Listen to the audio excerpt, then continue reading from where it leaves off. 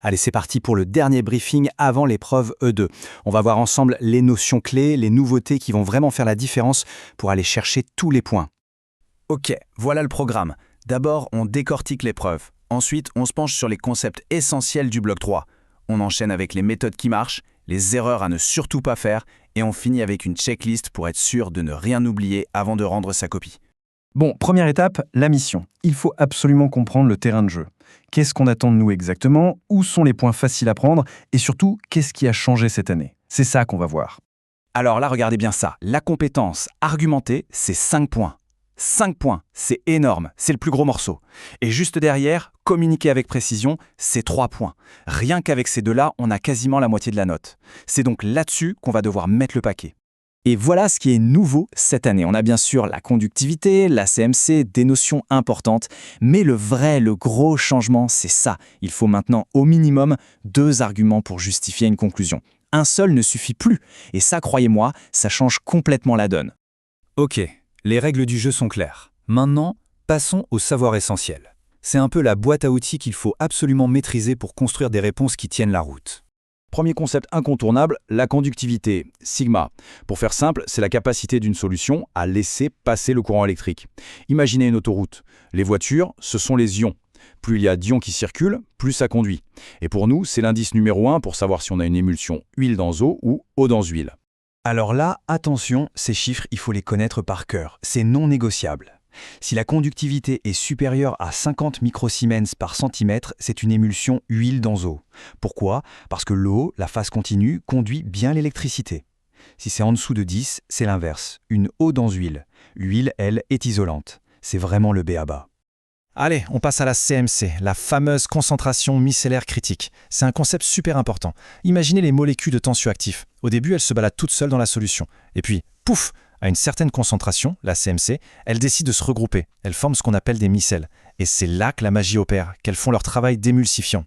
Graphiquement, c'est très facile à voir. C'est le moment où la courbe de conductivité change brusquement de direction. Un petit tour en chimie organique. Le but du jeu, c'est de savoir reconnaître ces fonctions clés. Mais il y a un truc encore plus important. Repérer les groupes OH et NH. Pourquoi? Parce que ce sont eux qui permettent de créer des liaisons hydrogènes. Et les liaisons hydrogènes, c'est un peu les super pouvoirs de la cosmétique. C'est ce qui va jouer sur la texture, la solubilité, bref, sur tout ce qui rend un produit agréable. Bon, connaître ces leçons, c'est la base. Mais savoir comment présenter ces réponses pour que ça rapporte un maximum de points, c'est ça, la vraie stratégie. Alors voyons ensemble les méthodes gagnantes. Et voilà la règle d'or de cette épreuve. Je le répète parce que c'est crucial. Chaque conclusion doit être appuyée par au minimum 2 arguments scientifiques. Pas 1, 2.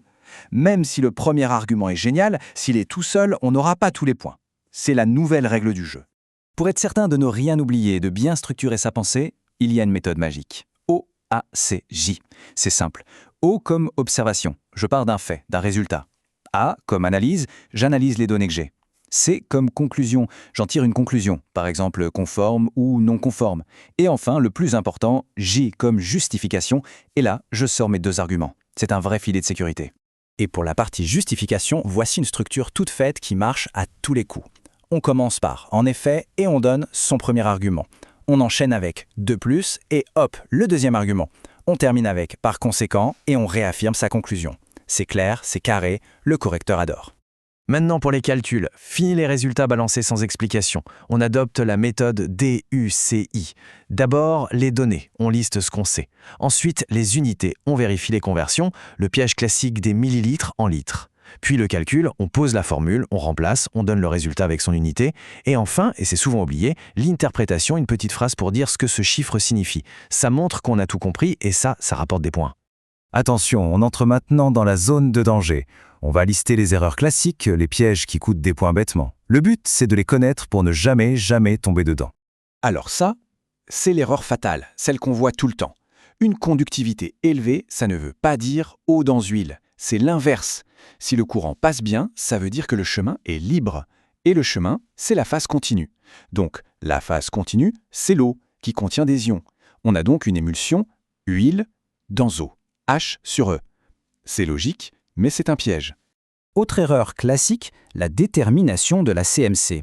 On ne lit pas la valeur à peu près sur le graphique. Non, on prend sa règle, on trace la première droite de tendance, puis on trace la deuxième après la cassure.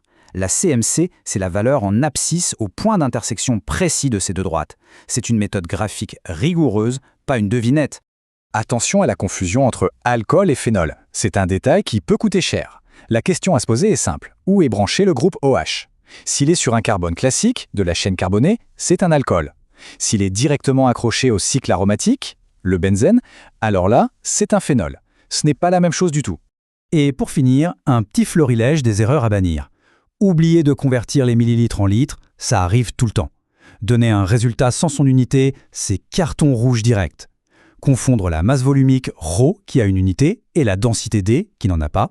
Et puis attention au vocabulaire, on ne dit pas « le mélange se casse », on dit qu'il y a une inversion de phase. La précision, ça paye. Ok, on arrive au bout, le plus dur est fait. Mais avant de rendre la copie, il y a une dernière étape cruciale, le contrôle final. C'est la dernière ligne de défense, le moment où on s'assure que tout est parfait. Voilà la checklist ultime. On passe tout en revue, point par point. Est-ce que chaque calcul a bien son unité? Est-ce que chaque résultat est accompagné d'une petite phrase d'interprétation? Est-ce que toutes les conclusions sont bien justifiées par deux arguments? Le type d'émulsion est bien déterminé et justifié. La CMC a été trouvée en traçant deux droites. Et enfin, est-ce que c'est lisible et propre? Si c'est oui partout, alors c'est bon, on peut rendre sa copie avec confiance. Voilà, maintenant, toutes les cartes sont en main. Les connaissances, les méthodes, la liste des pièges. L'épreuve 2, ce n'est plus une montagne à gravir, mais une occasion de démontrer sa maîtrise. Avec cette stratégie, chaque point est à portée de main. Il ne reste plus qu'à appliquer tout ça. Bon courage!